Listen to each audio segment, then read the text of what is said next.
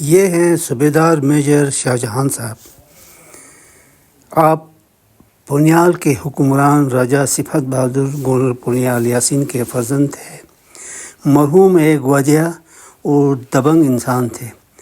آپ نے ایک طویل عرصے تک قراقم اسکاؤٹس بلتستان میں بحیثیت صوبیدار میجر اپنے خدمات سر انجام دیتے رہے۔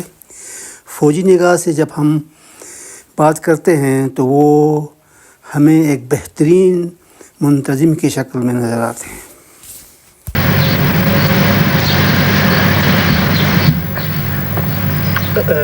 میکی انا رہتا نا گلتے آزادی وہ بول تو کون اصل اور کو اصل پروجیکٹ ہے سوکٹی پلان تو کھے تھے۔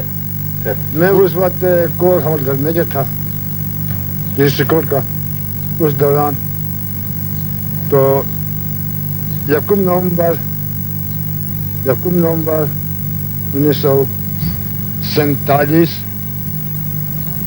کے اکتوبر کے 31 کی رات کو یہ انقلاب جو ہے عمل میں لایا گیا، اور یہ انقلاب جو ہے رات کے 11 بجے شروع ہو گیا اور صبح یہ اختتام پر پہنچا۔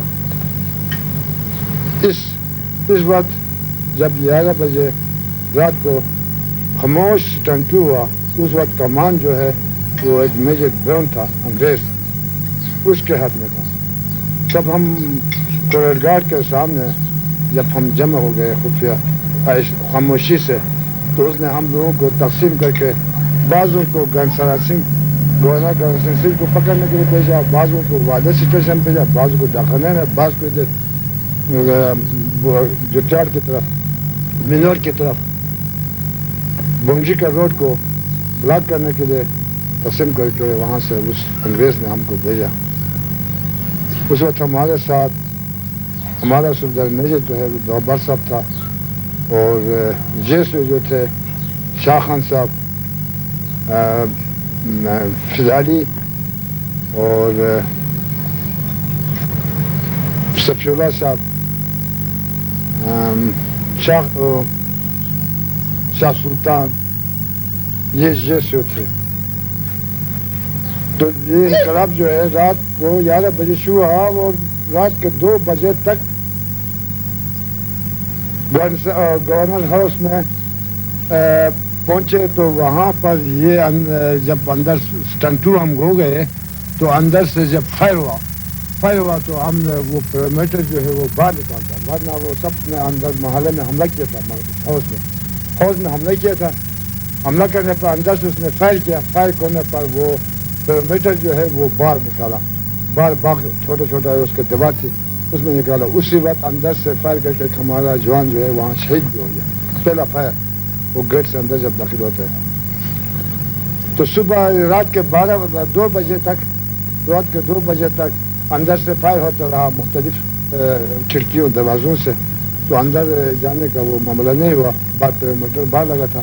اس طرح سے ہوتے ہوئے فائر کر کے آواز دیتے تھے کہ ہم آپ کی حفاظت کے لیے آئے ہیں، آپ کو اب باہر نکلے، ہم کوئی فکر نہ کریں، کیونکہ اندر سے کوئی جواب نہیں آتا تھا۔ اس طرح سے ہوتے 2 بج گیا، مشین گن نیچے چھاونی سے منگایا گیا، برسٹ فائر کیا چھت کے اوپر سے ہوائی فائر کرنے کے بعد پھر اس سے آواز دیتے تھے کہ ہم تمہاری حفاظت کے لیے آئے ہیں، قبائلی نے حملہ کیا ہے، ہم تمہاری حفاظت کے لیے آئے ہیں۔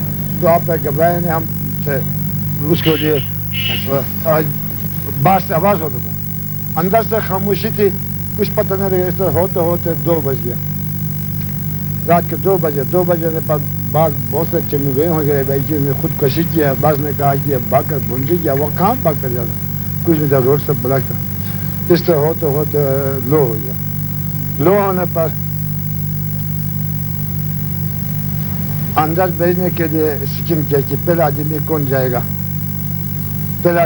جائے گا۔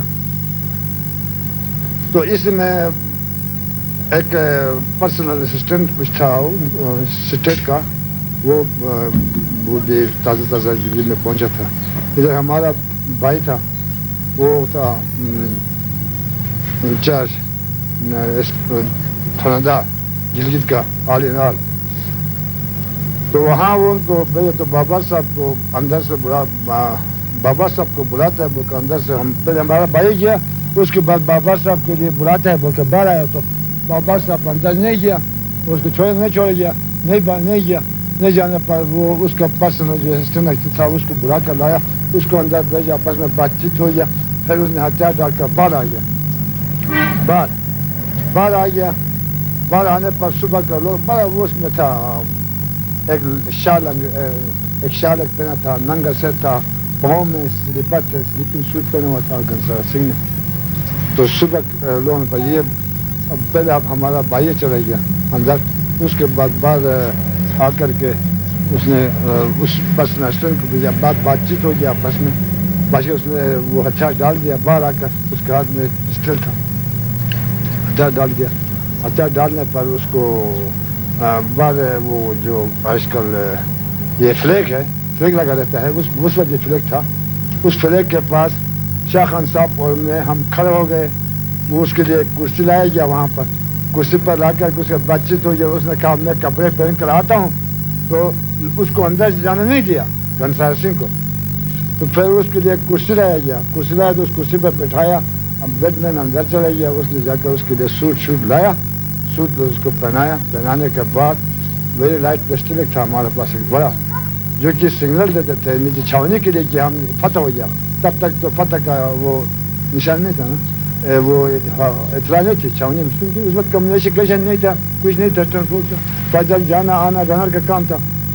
تو وہ پسٹل ویری لائٹ فائر کیا نیچے چھاونی میں, پتہ لگا کہ بھائی ہتھیار ڈال دیا ہے. اس کے بعد گھنسار سنگھ کو ہم نے مارچ کر کے لایا. بیچ میں راستے میں ہمارے کتنے لوگ تھے, جمع تھے تھوڑے گروپوں میں. وہ پاکستان زندہ باد, ڈوگرا حکومت مرد آباد.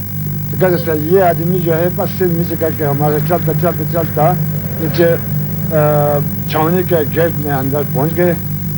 پہنچنے کے بعد اس کو سیدھا افسر جیس مس تھا اس وقت, ابھی آج کل کرنل کا دفتر ہے, اس وقت جیس مس تھا. اس جیس میں اس کو رکھا گیا.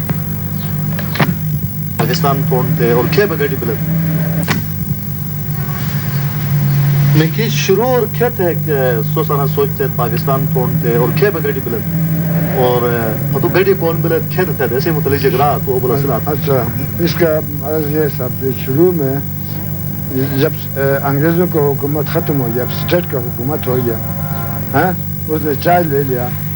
لینے پر وہ یہاں کا ماحول ہی کچھ عجیب ہو گیا, ماحول ہی عجیب ہو گیا. اس کے بعد خبریں سنتے تھے ہم لوگ, خبریں سنتے تھے کہ پاکستان اور ہندوستان الگ ہو گیا ہے, اور کشمیر جو ہے ابھی پاکستان کے ساتھ ملنے والا ہے. تو باقی گلگت ہم لوگ جو ہیں یہاں رگڑے جائیں گے, ہم کس سے جائیں گے. بس ان لوگوں میں اتنا سپرٹ تھا کہ انہوں نے وہ سوچا کہ بھائی ابھی تو اسلام کا وقت ہے, ہم اسلام کے لیے اپنا وہ کیا نام ہے, اسلام کے لیے اپنے لیے وہ کریں گے گلگت. اور وہ کہتے تھے کہ بھائی لا الہ الا اللہ کا مطلب کیا ہے. وہ کہتے تھے بھائی سب یہ پاکستان بس, اور تو جانتے نہیں تھے, ان پڑھ لوگ تھے, بہت سادے لوگ.